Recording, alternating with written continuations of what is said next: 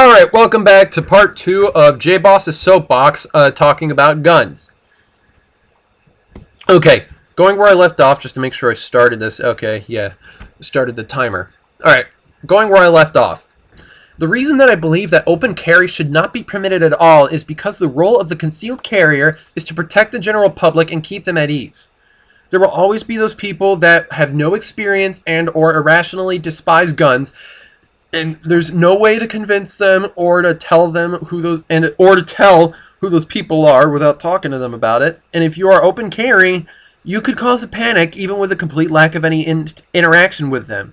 Although you will protect them if a criminal decides to commit a crime or whatever, you are failing to protect their peace of mind. The last thing you want to do when you have a gun is start an irrational commotion, which would otherwise be avoidable regardless of your intentions. But what good is an ideology without facts backing it? People will notice I'm using a single source for most of my information here, though I will cite specific pages, because the author of this PDF, Guy Smith, has done an amazing amount of work.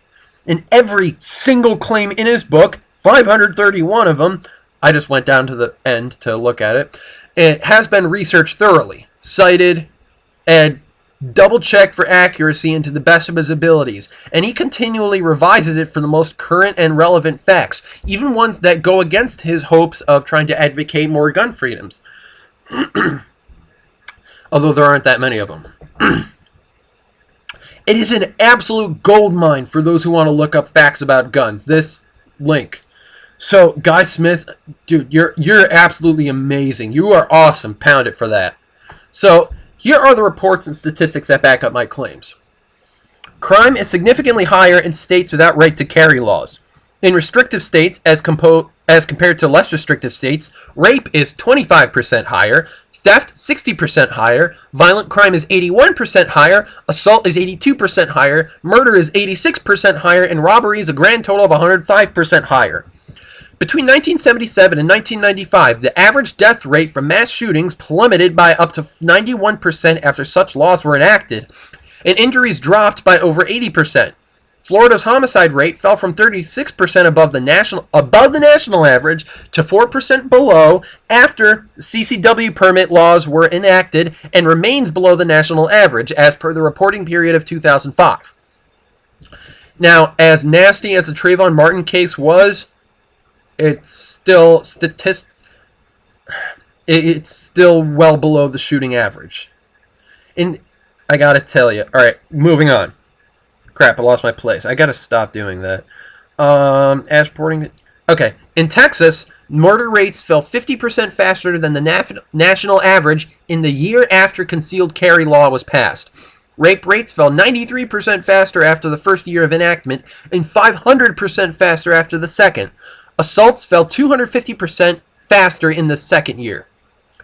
Guns prevent an estimated 2.5 million crimes a year, or 6,849 a day. Often the gun is never fired and no blood, including the criminals, is shed. Between 1973 and 1994, handgun supplies have risen from 180 million to 330 million, whilst property crimes per 1,000 households have gone down from about 550 to 300. Every day, 550 rapes, 1,100 murders, and 5,200 other nonviolent crimes are prevented just by showing a gun. In less than 0.9% of these instances is a gun actually fired. 60% of convicted felons avoided committing crimes when they knew the victim was armed, and 40% of convicted felons admitted they avoided committing crimes if they thought the victim was armed. Felons report that they avoid entering houses when people are home because they are afraid of being shot. 59% of the burglaries in Britain, which has tough gun control laws, are hot burglaries, which are burglaries committed when the home is occupied by the owner or renter. By contrast, in the United States, with more lenient gun control laws, it has a hot burglary rate of only 13%.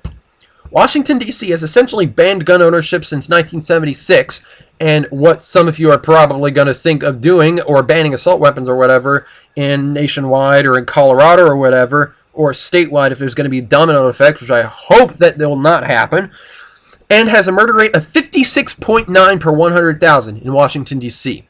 across the river, which is only like a couple miles away. I don't know how wide the river is, so we'll just say a couple miles in this case. In Arlington, Virginia, gun ownership is much less restricted.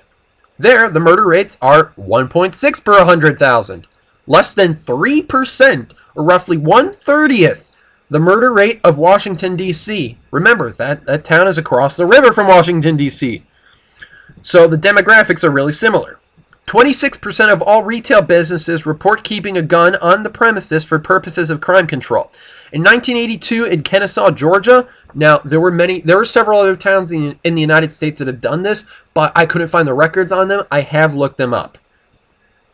And I've seen a lot of them in like New England areas and stuff, and the South and the Southeast and stuff. The residential burglary rate in Kennesaw has dropped 89% the year after it was done, so in 1983. A survey of felons revealed the following. 74% of felons agreed that one reason burglars avoid houses when people are at home is that they fear being shot during the crime, and that 57% agreed that criminals are more worried about meeting an armed victim than they are running into the police. Alright, so that is my first subtopic done with.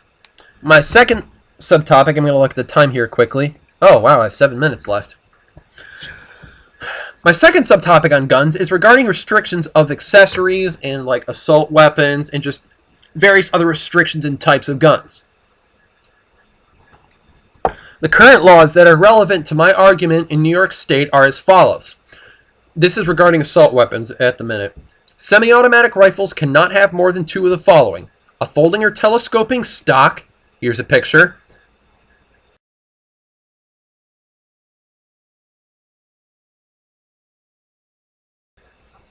A pistol grip that protrudes conspicuously beneath the action of the weapon.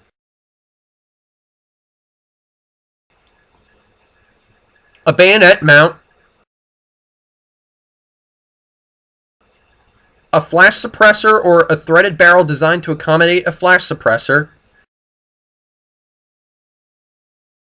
Or a grenade launcher. A semi-automatic shotgun cannot have more than 2 of the following characteristics. A folding or telescoping stock, a pistol grip that protrudes conspicuously beneath the action of a weapon, a fixed magazine that holds more than 5 rounds, or an ability to accept a detachable magazine.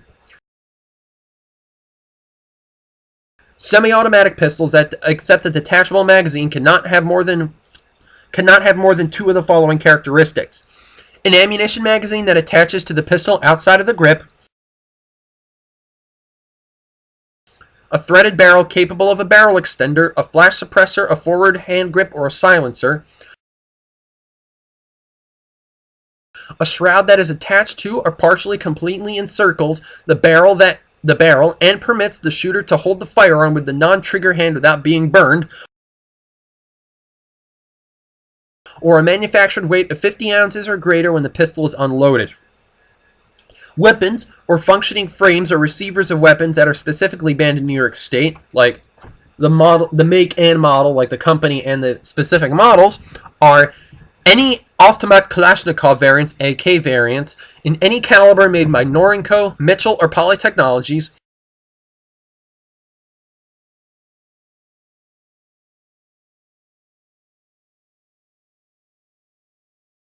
Uzis and Galils made by Action Arms Israeli Military Industries,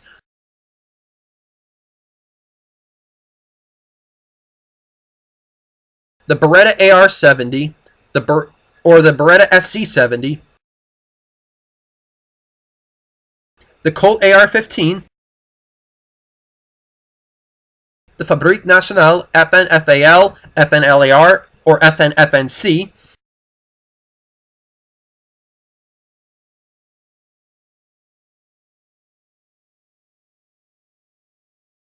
the SWD M10, M11, or M11-9, so the Ingram Mac 10, Mac 11, or Mac 11-9,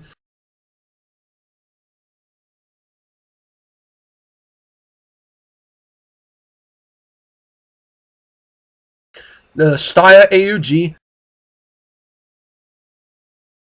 or the Intratec Tech 9, Tech DC-9, or Tech 22,